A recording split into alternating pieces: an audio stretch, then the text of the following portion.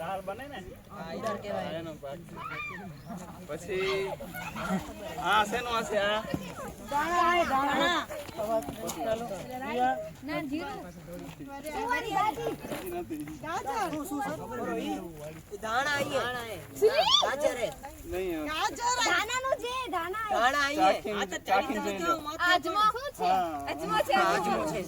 અજમો હશે શેનો છે શાકમાં નાખવામાં આવે પેટ માટે બહુ ઉપયોગી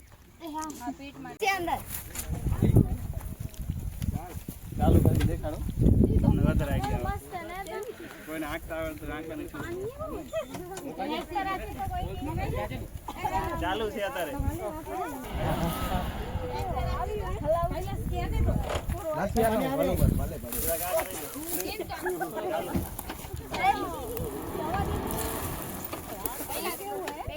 ડાયરેક્ટ સ્વિચ થી ડાયરેક્ટ રિવર્સમાં જાય આ ગેર છે 3 ગેર આવે નોર્મલ ટ્રેક્ટર છે એમ જ બાકી એન્જિન નહીં બેટરી ઉપર હાલે એટલે 75 કિલોમીટર કાપી એક વખત ચાર્જ 20 HP સીસી ના આવે આમાં HP હોર્સ પાવર આવે ચાર્જર આવે ડાયરેક્ટ આપણે ઘરે જ લગાડી દેવાનું ગમે ત્યાં બોર્ડમાં ગમે બેટરી નીકળીને અલગ થઈ જાય આ તો અલગ થઈ જાય આ ટોલી હા 6.5 કલાક અને 6 કલાક હાલે પછી ખેડમાં ટોલીમાં આખો તો 10 કલાક હાલે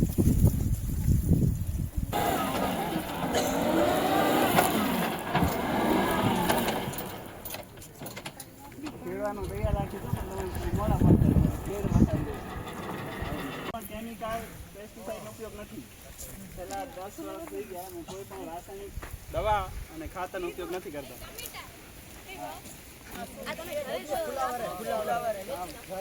આ બધું ઘર માટે ફુલાવર છે ટમેટા છે લસણ છે આ લસણ છે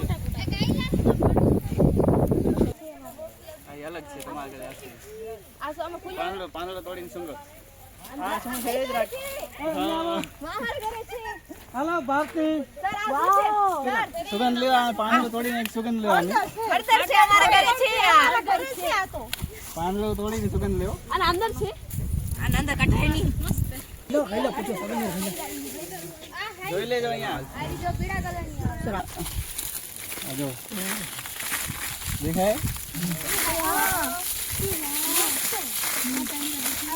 આદુ છે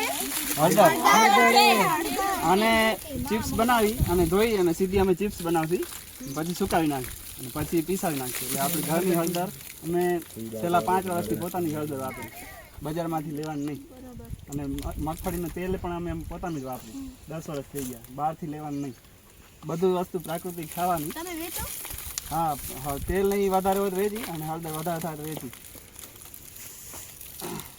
અને સાથે બને ને કેટલું મસ્ત હોય સર આપો તો જરા તો મને આપો ને આની લેજો પ્રસાદી સર એક છોડ ને પસંદ કર્યો એનો 35 ગ્રામ બિયારણ નીકળી એક છોડમાં 35 ગ્રામ બિયારણ અત્યારે વાવ્યું ઓકે એક બિયારણમાંથી એક છોડમાંથી 35 ગ્રામ અને પછી 35 ગ્રામ આમાં નાખો હા એમાં એક ચોપ્યા છે થોડા અહીંયા ચોપ્યા અલગ અલગ જગ્યાએ કઈ જગ્યાએ કેવો થાય બે જમીનમાંથી અલગ અલગ આમાં બધું ખાતર ભેગું કરી પાણી આપી પછી કમ્પોસ્ટ થાય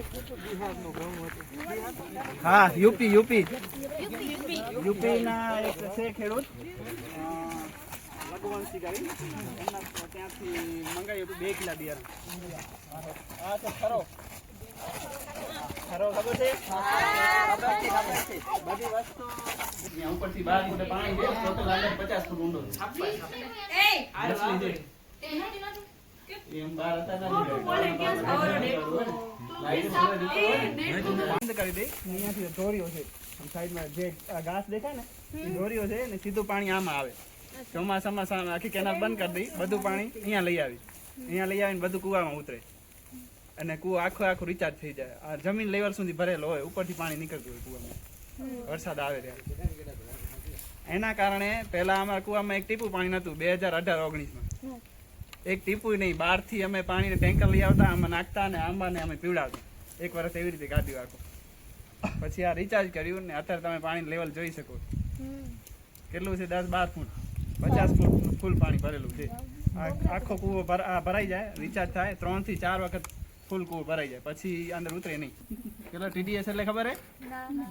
પાણીની ગુણવત્તામાં ટોટલ ડિઝોલ્વ સોલ્ટ એટલે પાણીમાં મીઠાની માત્રા, ચોખ્ખી ભાષામાં કહી ખારાશનું પ્રમાણ. તો એ આમાં અત્યારે આપણે આમાં 650 TDS છે. ઓલી વાડીએ દુષ્કાળમાં 6000 TDS પહોંચી ગયું હતું અને દરિયાનું 10,000 ઉપર હોય, બરાબર. 6000 પહોંચી ગયું એટલે દરિયા જેવું ખારું પાણી હતું. પણ રિચાર્જના કારણે અત્યારે ત્યાં 1200 TDS પાણી છે, 1200 TDS અને ફૂલ કૂવો ભરેલો. અને આજુબાજુના અમારો રિચાર્જ થાય છે અને બધા જોઈને અત્યારે 5 જણા રિચાર્જ કરે છે. એના કારણે જમીનના સ્તર ઊંચા છે. તમે આમ જશો ખાખા ને બાજુ, ત્યાં 200 થી કરીને 600 ફૂટ સુધી પાણી છે, અહીંયાથી ઉપાડે. ને અમે અત્યારે 15 ફૂટે પાણી લઈએ છીએ. તો કેટલું પાણી ત્યાં નીચે હાલી ગયું છે. જો બધા રિચાર્જ કરવાનું કામ ચાલુ કરે તો જમીન લેવલ ઉપર આવી જાય પાણી. BA BPI bachelor of physical education, BA with Hindi.